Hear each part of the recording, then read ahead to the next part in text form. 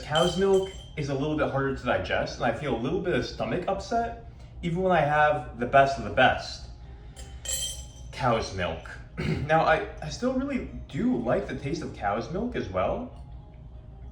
It's just, goat milk has that nice texture. It has a subtle taste to it. And the nutrition profile is great. The protein, A2 protein, is much easier to digest than the cow's milk, which is A1 protein, which is ironically not as good as A2. So what we're gonna do, by the way, I've been drinking milk like a fiend since I was a young kid. I've had so many different brands of milks once I realized that milk is actually very unhealthy if you drink the wrong kind. I've had raw milk where it's not pasteurized. I've had all kinds of different goat's milk. I've had many different organic brands, grass-fed brands. And so you develop this palate and this sense in your body of whether or not the milk is actually digestible and healthy for you. You'll tell if you get the runs, you'll tell if you have a little bit of lethargy if you drink more than a cup of it.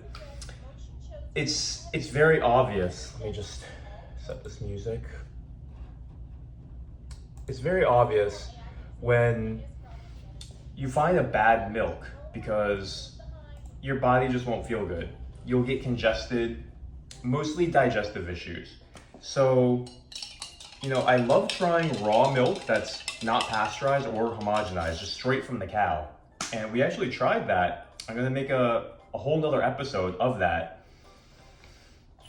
because raw milk is hard to come by and you have to be a little bit careful about it. So without further ado, let's talk a little bit about how we're going to drink this goat milk, because what I don't want to do is just overload it with a lot of different honey and spices right off the bat. What I want to do is just enjoy it alone and then enjoy it with each of these spices. And then we're going to rate the spices too, and then we're going to see how it goes with the goat milk, right?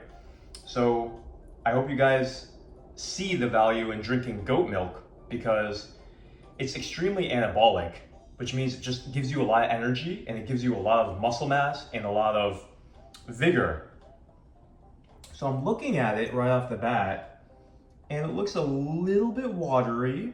There's little chunks of cream in it, which I really like the look of, to be honest. It smells really fresh.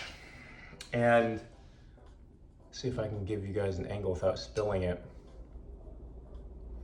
So this is what we're looking at.